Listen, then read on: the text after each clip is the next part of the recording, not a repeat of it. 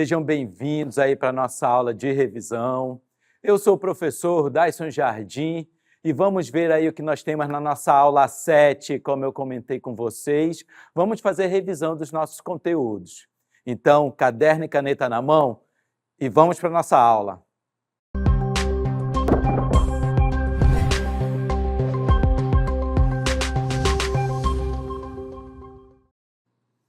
Vamos iniciar a nossa aula lembrando como nós éramos quando crianças. Você lembra daquela curiosidade que nós tínhamos? Olha só, todas essas crianças aqui andando por um caminho e já ali percebendo, observando o ambiente. E aí eu tenho uma pergunta para vocês, vejam. A investigação científica tem relação com o nosso dia a dia?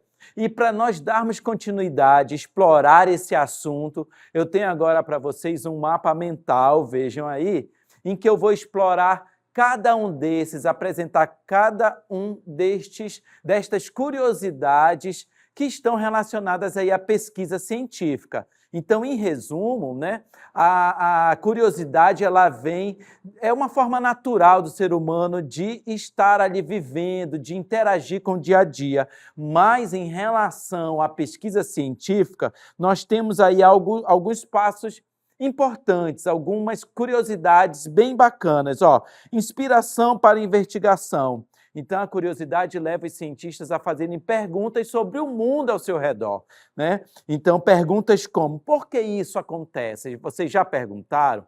Como isso funciona? Né? Então, são perguntas que frequentemente são um ponto de partidas para novas pesquisas científicas. E vamos continuar agora com a formulação de hipóteses. Se você tem uma pergunta ali de como que aquele processo acontece no dia a dia, você provavelmente desconfia de alguma resposta.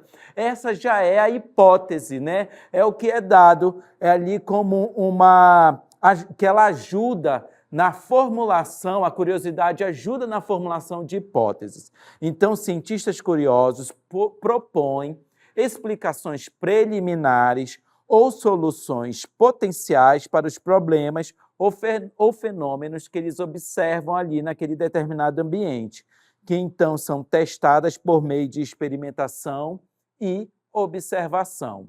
Nós, dando continuidade aqui a esse nosso mapa mental, nós vamos ver que a partir do momento que se tem uma curiosidade, uma investigação a ser feita, possíveis explicações, e aí nós vamos chegar a algumas descobertas inovadoras. Então, muitos avanços científicos que nós tivemos aí ao longo de vários anos, aqueles conhecimentos muito significativos que mudaram o rumo da saúde, mudaram o rumo da engenharia, né, melhoraram a qualidade de vida, eles surgiram a partir da curiosidade. Então, cientistas que se perguntaram sobre fenômenos aparentemente simples ou obscuros, muitas vezes fizeram descobertas que mudaram profundamente a nossa compreensão do mundo. Dando continuidade aí, temos a metodologia científica. É importante que todas essas etapas do mapa mental, curiosidades do mapa mental que eu comentei, elas são possíveis a partir da aplicação do método científico. Então, a curiosidade sustenta a aplicação rigorosa do método científico. Cientistas curiosos seguem etapas sistemáticas para explorar suas perguntas, desde a observação e a formulação de hipóteses até a realização de experimentos e, a partir desses experimentos, da análise de dados, eles vão ali ter resultados e chegar a conclusões também, como nós vamos ver. É importante que também tenha-se persistência na pesquisa. Então, a curiosidade ela mantém os cientistas motivados, mesmo quando encontram obstáculos ou resultados inesperados. Então, essa persistência é crucial para a realização de pesquisas abrangentes e inovadoras. E é importante que se tenha interdisciplinariedade. Não há pesquisa que não envolvam várias áreas da ciência. Tem a biologia, que precisa da matemática, que precisa da geografia, que vai precisar da química, que vai precisar da física, enfim, todas as áreas do conhecimento científico, eles se interrelacionam. Então, a curiosidade frequentemente leva os cientistas a explorarem além das fronteiras de suas disciplinas específicas, promovendo colaborações interdisciplinares que podem, né, resultar em abordagens novas e criativas para resolver problemas complexos. Então, todas essas são curiosidades aí relacionadas à nossa pesquisa científica. E o conhecimento científico, ele é produzido a partir das atividades científicas envolvendo experimentação e coleta de dados. O seu objetivo é demonstrar, por argumentação, né, uma solução para um problema proposto em relação a uma determinada questão, a uma determinada observação que ele fez de um ambiente. A construção desse conhecimento científico, pessoal, ele é um processo que envolve a produção do conhecimento especializado.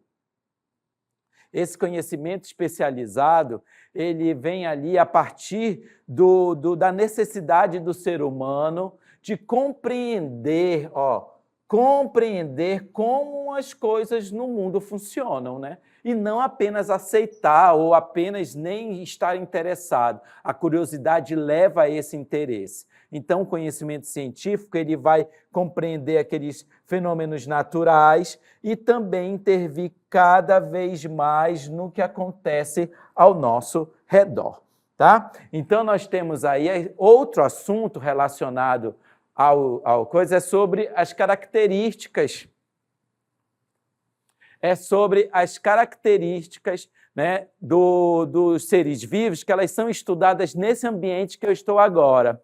Né? O conhecimento científico ele está relacionado à investigação científica que pode acontecer em um ambiente aqui como este que eu estou, um laboratório. Vejam vocês que eu tenho vários equipamentos, vidrarias, armários aqui onde são guardados os materiais, e aí eu tenho a investigação científica, que é um processo sistemático que utiliza métodos científicos para compreender um assunto ou resolver um problema específico. Então, o objetivo, né, dessa investigação científica, né, é obter conhecimento, pessoal, porque tudo é feito a partir desses estudos que são realizados, né, no mundo natural ou social através de experiências, observações, comparações, formulações de perguntas, elaboração de hipóteses, que são as possíveis explicações, coleta de dados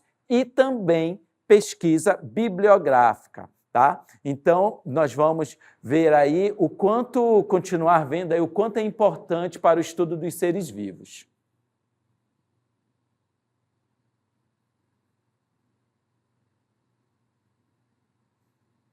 Como nós estamos vendo aqui nesse cenário, eu agora já voltei nessa galeria de imagens de vários seres vivos, em que eles também possuem características entre si que os diferenciam, né? E aí eu tenho uma pergunta para vocês, os seres vivos são diferentes entre si e o que eles têm em comum? Então, tem algumas características que os seres vivos têm em comum, como nós vamos ver agora. Características de organização celular, de composição química, nutrição e metabolismo, homeostase, crescimento e desenvolvimento, reprodução e hereditariedade, irritabilidade, movimentos e também as características de evolução e adaptação. E nós vamos agora observar alguns conceitos a partir de apenas de algumas dessas características. Iniciando, nós vamos ver aí sobre a organização celular. Todos os seres vivos são compostos por uma ou mais células, que são as unidades estruturais e funcionais básicas da vida. Então, essas células, elas realizam todas as funções ali daqueles seres vivos. E lá dentro também tem o seu material genético. Para que essas funções para que essas características, tanto estruturais, funcionais dos seres vivos, eles, assim, digamos que tem 2 tipos básicos de células com esses diferentes tipos de organização, tá bom? A partir desses conceitos. Então, nós temos aí as células procariontes, que não têm o núcleo definido e, por isso, o material genético aqui, ó, nas células procariontes, eles ficam dispersos no citoplasma, né? Não tem núcleo, esse material genético fica disperso no citoplasma.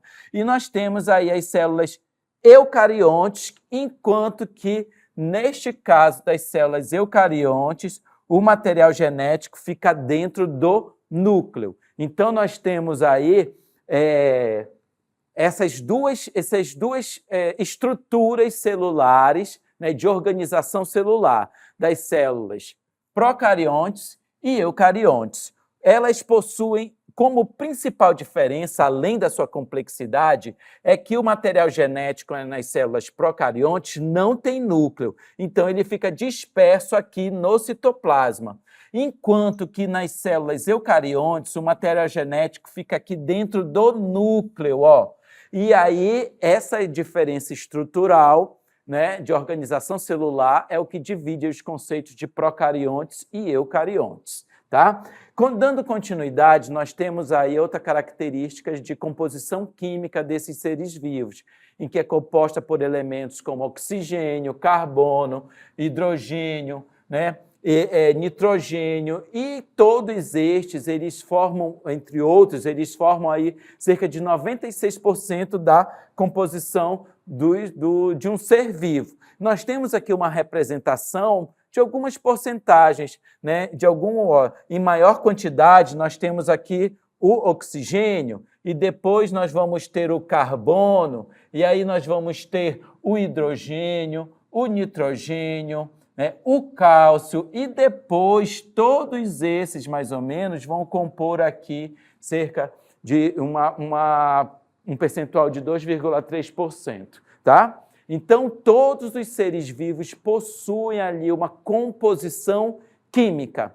E essa composição química ela é formada por moléculas. Essas moléculas orgânicas, como proteínas, lipídios, glicídios e ácidos nucleicos, mas também temos moléculas inorgânicas, como águas e sais minerais. E aí essas moléculas orgânicas e inorgânicas são os principais componentes que compõem os organismos. Como nós estamos vendo aí neste gráfico, em maior quantidade, variando aí de 75% a 85%, nós temos a água, né? Mas também outros, como as proteínas, depois os lipídios, os carboidratos e os ácidos nucleicos, além de outras substâncias.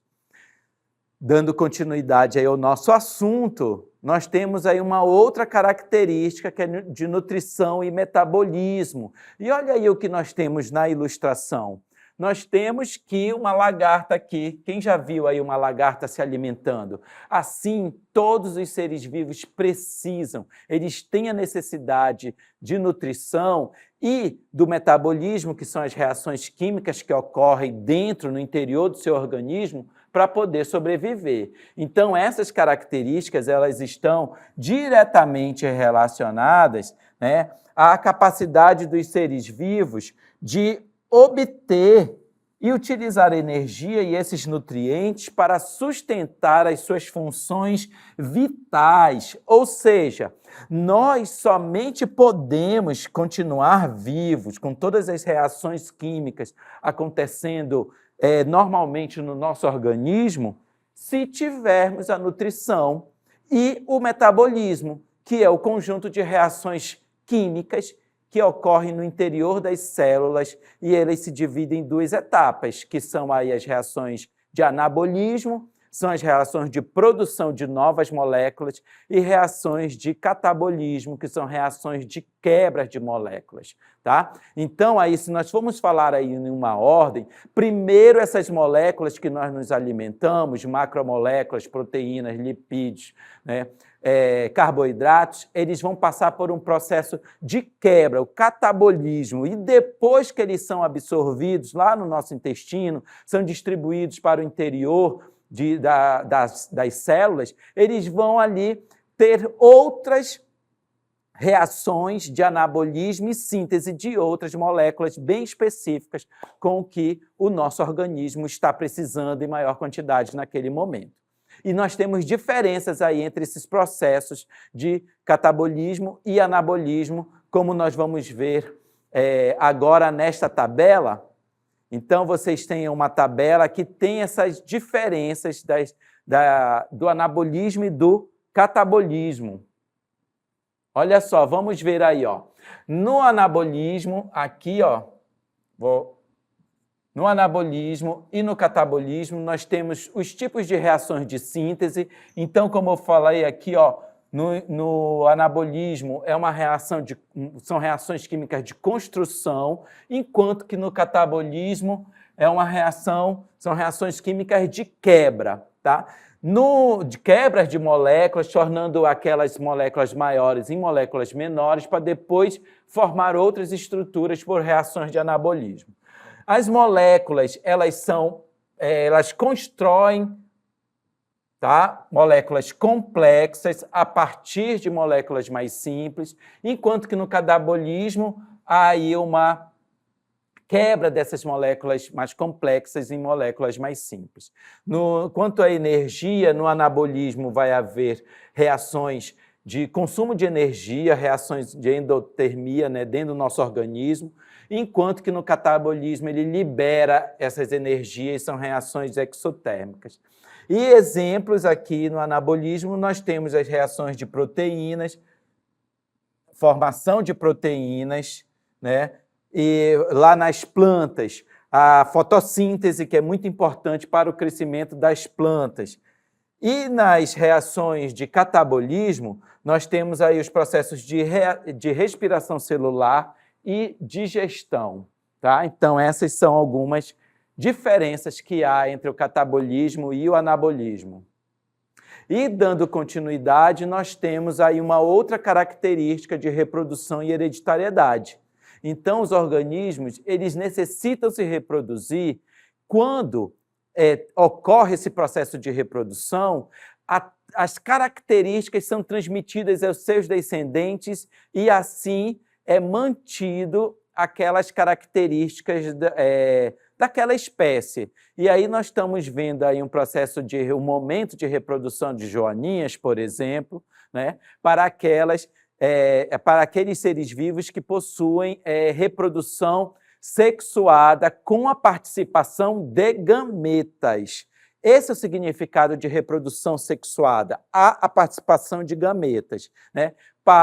Dentro desses gametas tem ali a transmissão do material genético. Então, eles podem se reproduzir gerando descendentes semelhantes, né? E aí, como eu falei, da reprodução assexuada, mas aí logo no texto tem a reprodução assexuada, que não há participação de gametas, tá? E aí, no processo da hereditariedade, há a transmissão dessas informações genéticas de geração em geração, garantindo a continuidade das características individuais das espécies. Como vocês estão vendo aí na nossa ilustração, tem aí a representação de uma reprodução sexuada com participação de gametas aí desses insetos, como a joaninha. Mas aí eu quero trazer para vocês um exemplo de uma reprodução assexuada que acontece muito no nosso dia a dia.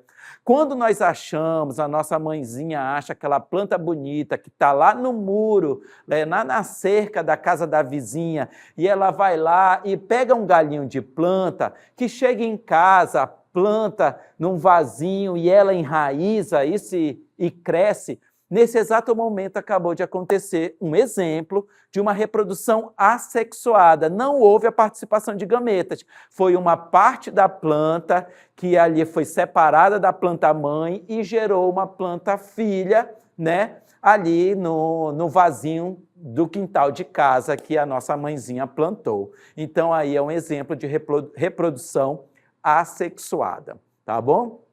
Então aqui nós tivemos esses nossos assuntos aí da nossa aula de hoje. Tchau!